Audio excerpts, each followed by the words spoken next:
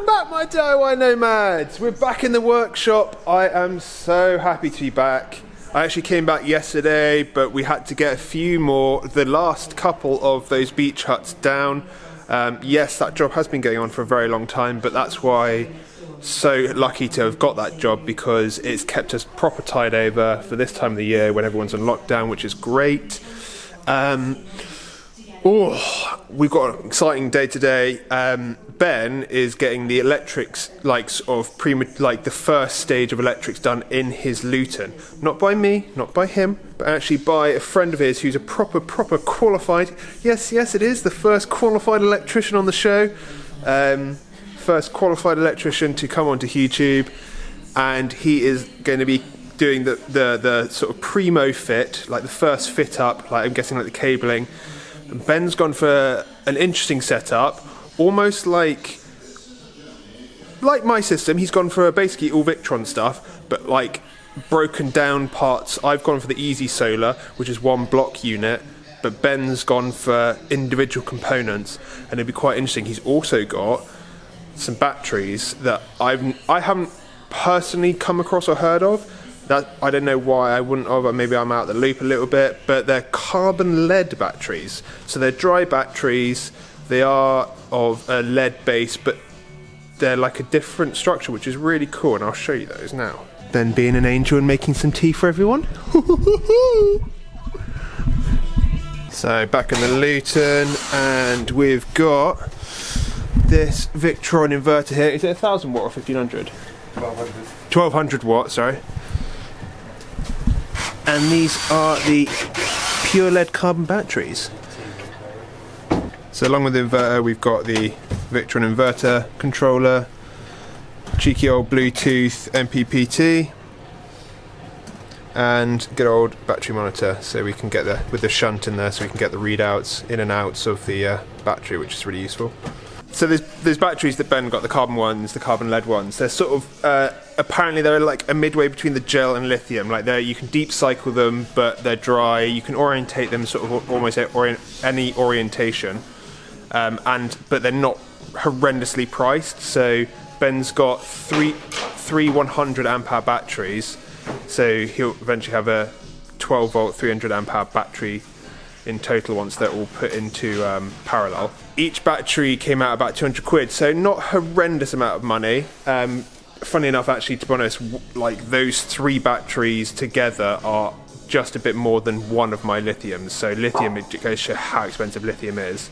But yeah, it'd be really interesting to sort of test Ben's system next to mine, because they're pretty similar, but just obviously Ben's got like more of the just singular components rather than just everything boxed into one.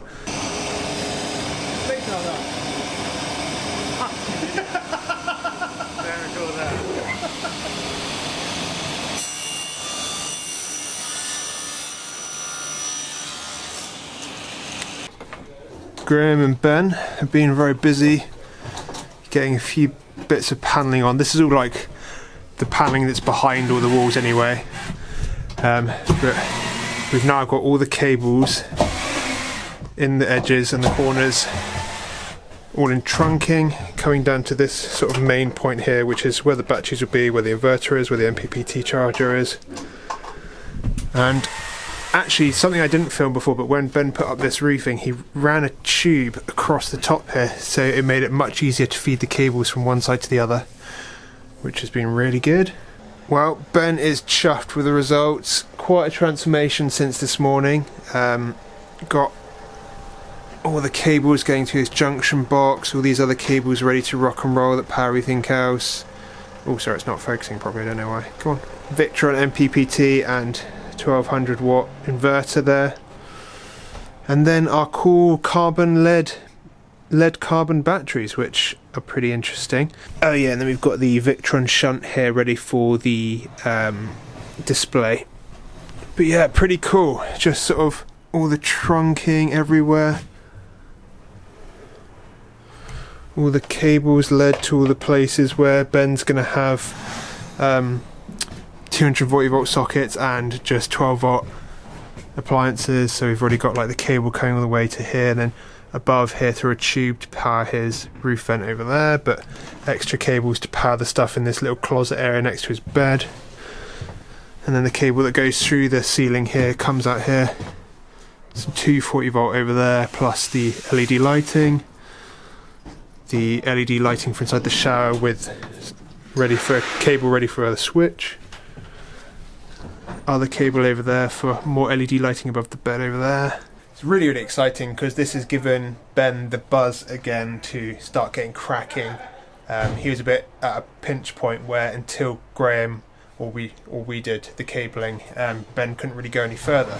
So now we've got this in, we're at a point where Ben can start paneling up the walls and sort of covering up these other, well, we still need to finish off the vapor barriers. You can see we just need to cover these bits, aluminium tape over it, and then panel it up. But yeah, exciting times ahead. And in the meantime, Ben has been building his other bench seat with toilet access on the side. So the theory is the shower block will be on the right here with the wall, and the toilet's there, so you can walk into the shower and then pull your toilet in or then hide it away, which is pretty cool. And it's going to be on heavy duty draw runners, so it'll be like a hovering toilet. Pulls out, sit down, do your business. Well everyone, it's a couple of days on and Ben has been getting the walls panelled up. He's gone for, is it 6 or 9 mil? 6 mil birch ply, and like panelled it like this because a lot of these areas are going to be covered. You'll see this area of ply, but that hasn't got any seams in it. These areas where the seams are, they're hidden by like above a head storage, benches. That area over there is going to be the kitchen. But it's really coming along. We've got it all vapor barriered up underneath. Window is ready to be cut out in the near future, hopefully. But this is all really preparation for the second fix of the electrics. Ben needs to get both benches roughly in place, and then a sort of like pillar beam unit, oh sorry, focus, over here to store the electrics and dials and readouts.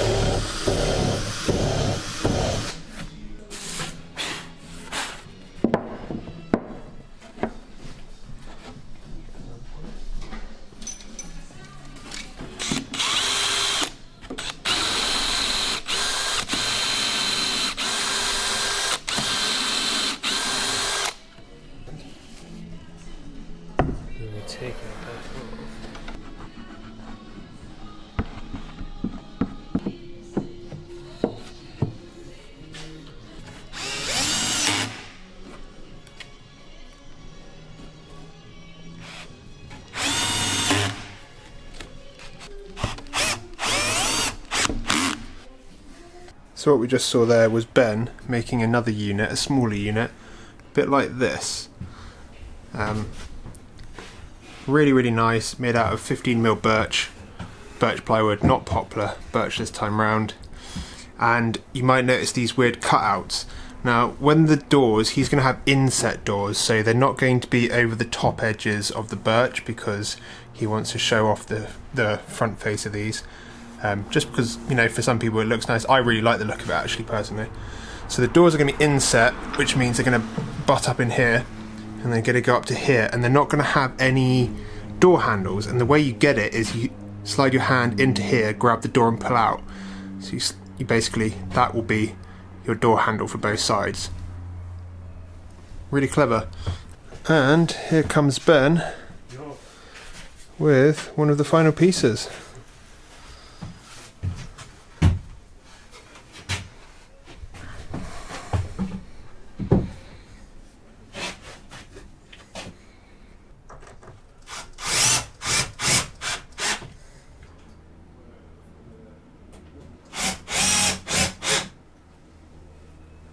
Well everyone, what a transformation. Pretty much could see all the insulation, and now Ben's got it all boarded up. Some big old cabinets are now installed, and we've got the first fit up to the electrics. Pretty good going really. We're going to wait for Graham the electrician to come back next week and do the second fit up. He's got 3 days working on this Luton. I'm actually going to look at getting my van electrics done before the third day that he's here, so that I can get him to have a look at the system, check it off, and like point out any mistakes I might have made. Because if I can get it signed off by a qualified electrician, then I know that if I show you guys anything, I'm showing you good knowledge, productive knowledge, something that isn't going to trip you up somewhere. So yeah, I think I'll cut the video there, guys. I'll catch all you DIY nomads next time.